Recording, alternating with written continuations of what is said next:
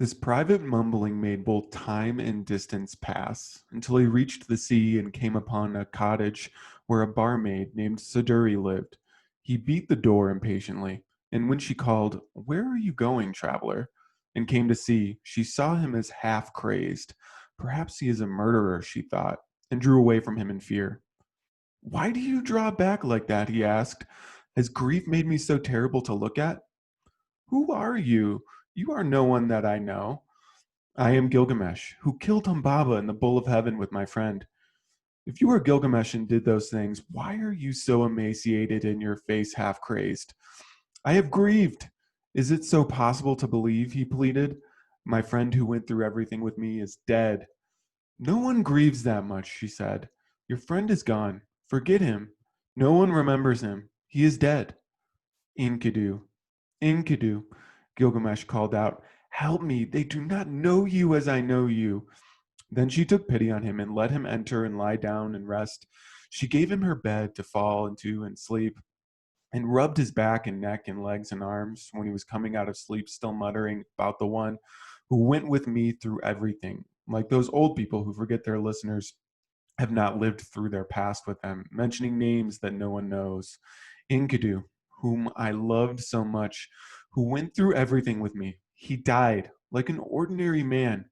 I've cried both day and night. I did not want to put him in a grave. He will rise, I know, one day. But then I saw that he was dead. His face collapsed within after several days, like cobwebs I've touched with my finger.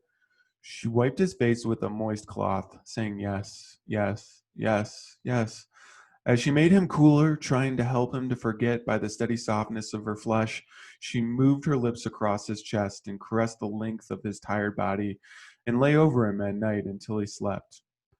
"You will never find an end to grief by going on," she said to the one half sleeping at her side, leaning forward to wipe this perspiration from his face. His eyes were open, though his whole self felt asleep.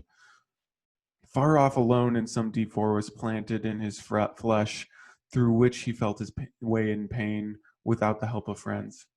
She spoke as if to a child who could not understand all the futility that lay ahead, yet who she knew would go on to repeat the things men had to learn. The gods gave death to a man and kept life for themselves. That is the only way it is. Cherish your rests, the children you might have. You are a thing that carries so much tiredness. When he arose, she washed his body and dressed him and spoke of pleasures he could find with her, instead of going on in foolishness. But he, when he was fully awake, threw off the clothes she had put on and dressed again in the dark pelts he had come so far in. Her presence seemed to suffocate him now. He wanted to throw off each pleasureful touch and that moment of forgetfulness, to bathe away her memory. To bathe was now more urgent than to sleep. "Tell me only the way to Utnapishtim, if you know. Tell me the way to him. I am going on. No one has crossed the sea of death to him. Will you? You are impetuous like all the rest. Stay here and sleep. Begin your life again.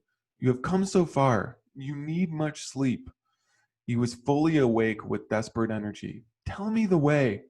"All right," she sighed. She had despaired of him already. "You must find his boatman Urshanabi.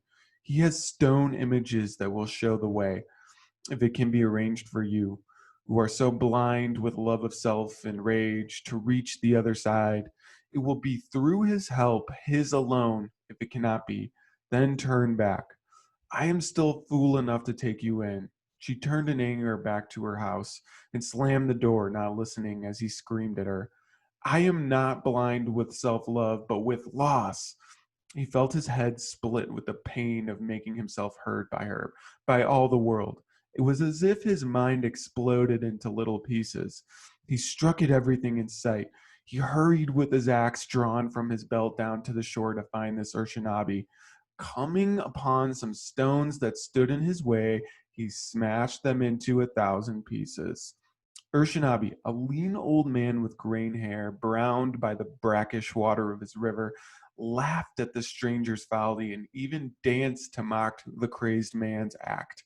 "You may have destroyed the sacred stones that might have taken you across." Gilgamesh sat on the ground, his head resting on his drawn up knees, wondering how much fatigue a man could stand. He raised his head to speak. I know I have broken them. What difference now? I only want to speak to Utnapishtim, to reach his shore. Can you help me? To ask first, why are your cheeks so thin, your eyes so full of grief? What have you known of loss that makes you so different from other men? Don't tell me to retell my pain, he said. I only want to bring him back to life. Whom? Asked Urshanabi, and he laughed at the presumption of it in his quest. He was my friend, pleaded Gilgamesh, unconscious once again of audience and pain. Recounting flowed from him like music played from someone else. My younger brother who saved me from the bull of heaven, and Umbaba, who listened to my dreams, who shared my pain. Why did he have to die? He would have stayed with me in death. He would not have let me die alone. He was a friend. He stopped, realizing he had not come this far to hear himself recall the future of his grief, the failure of his grief to save, but to find an end to his despair. Which is the way to Upnabishtim? I must know. Is it the sea, the mountains? I will go there.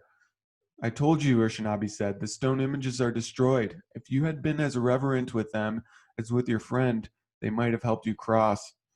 What else? What else is there? There must be something else. You are exhausting me, the boatman said. I do not think that you will be serene ever or at peace enough for others not to be exhausted by your presence until at last you lose by your own hand the very thing you crave to hold alone. Do not moralize at me. I have no love for images, old gods, prophetic words. I want to talk to Utnapishtim. Tell me how. Take your axe in your hand, said Urshanabi. Go down into the forest, cut down a boatload of long trees, and set them with bitumen. They will be your poles to push yourself across the sea of death. When Gilgamesh heard this, he went to work. And when the poles were cut and set with bitumen, the two men boarded Urshanabi's ship and sailed the channel toward the Sea of Death.